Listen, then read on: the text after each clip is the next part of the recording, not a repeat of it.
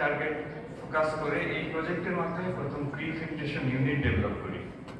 এবং সেই pre filtration unit ডেভেলপমেন্টের বিভিন্ন স্টেজে পাইলটিং এর অন্যান্য কাজগুলো আপগ্রেডেশন করা হয় এবং এই প্রি ফিল্ট্রেশন এটা স্যার এখান থেকে ভিডিও করে নিয়ে আসবে এইভাবে নিয়ে যাবে আগাম ভিডিও করে আসবে ওয়াটার সেফটি প্ল্যান ইনস্টল হচ্ছে সেই সেটআপটাকে কিন্তু আমরা স্কেলেবল ডিজাইন হিসেবে নিয়ে এসে যেটা ডিপিইজি অর্থাৎ গভর্নমেন্ট নতুন প্রজেক্টের মাধ্যমে স্যার বাস্তবায়ন কাজ শুরু করেছি। আমরা এটাতে 15,000 করেছি আর বাংলাদেশ গভর্নমেন্ট কিন্তু 1,15,000 বাস্তবায়ন করছে শেল মিট মডেল, যেটা কিনা এই আমাদের জিসিএ প্রজেক্টের বড় একটা ফাইন্ডিংস। আমরা কমিউনিটি রেঞ্জ হার্ভেস্টিং সিস্টেম আমরা যখন প্রথম বাস্তবায়ন করতে যাই আমরা দেখি যে বিভিন্ন আরসিসি বিভিন্ন রেঞ্জ হার্ভেস্টিং সিস্টেম যেটা পরিত্যক্ত হয়ে এখানে সেপটিক ট্যাঙ্ক হয়ে আছে স্কুলের সাথে। তো সেখান থেকে আমরা ফাইনাল সলিউশন বের করার জন্য পিভিসি ট্যাঙ্ক, বড় ট্যাঙ্কে জায়গা চলে যায় ইনস্টিটিউশন, সেখানে আমরা 10,000 লিটার 15,000 লিটার ট্যাঙ্ক দিয়ে প্রকল্পের মাধ্যমে কিন্তু প্রথম বাস্তবায়নের চেষ্টা নেই, যেটা কিনা এখন কমার্শিয়ালি অ্যাভেলেবেল এবং কমিউনিটি ইনভেস্টমেন্টের পার্সপেক্টিভ থেকে যে ওয়ে আউট সমস্যাগুলোকে আইডেন্টিফাই করে আমরা স্মল স্কেল 10 পরিবারের কমিউনিটি সিস্টেম সাস্টেইনেবল হিসেবে আমরা প্রজেক্ট রিভিশন করে আমরা পাইলটিং পরবর্তী স্কেল আপ করি প্লাস 600-র মতো। সেটাও খুব ভালো একটা সলিউশন যেটা কমিউনিটি অন করে, কমিউনিটি জায়গা দেয়, কমিউনিটি দেখভাল করে, সেই জায়গাতেই ক্যাচমেন্ট হয় এবং এই পানিটাকে ট্রিট করে তারা এটিএম এর মাধ্যমে রেশনাল ইউজ হিসেবে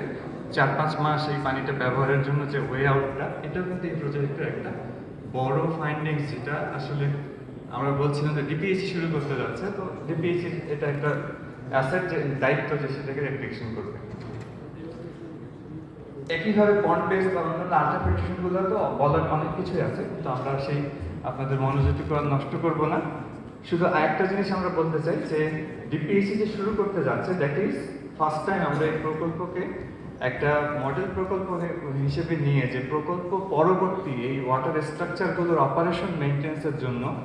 আমরা একটা অপারেশন মেনটেন্স মডেল ডেভেলপ করেছি এই প্রকল্পের মাধ্যমে, যেটা আমাদের এখানে একটা অপারেশন মেনটেন্স সেলের মাধ্যমে ডিপিএইচি এটা তদারকি করবে এবং এই সেলটা হয়তো জিসিএর এই প্রকল্প নিয়ে এখন কাজ করবে। ইন ফিউচার আমরা জানি যে আমাদের water supply sanitation policies upgrading, water operation maintenance guideline already updated এবং এগুলোর মাধ্যমে গভর্নমেন্টের একটা বড় রোল অপারেশন মেনটেন্সে চলে আসে এবং সেইটার যে পাইলটিং বা সেইটার যে একটা গুড সাকসেস স্টোরি সেটা এই প্রজেক্টের মাধ্যমেই আমরা শুরু করতে যাচ্ছি ডিপিএইচিতে, অর্থাৎ গভর্নমেন্টের সরাসরি তত্ত্বাবধানে। So it's also a great findings from this project I think. So শেষ সময় আমি আর যেহেতু না করে আপনাদেরকে আবারও ধন্যবাদ দিচ্ছি। আমাদের প্রজেক্ট টিম এবং ডিপিএইচির পক্ষ থেকে আন্তরিকভাবে আমি কৃতজ্ঞতা প্রকাশ করছি মকা, ERD, DWA, GCF, UNDP, local government institute এবং কমিউনিটি মেম্বারদের প্রতি প্রকল্প চলাকালীন সময় জুড়ে তাদের অব্যাহত সহযোগিতার জন্য।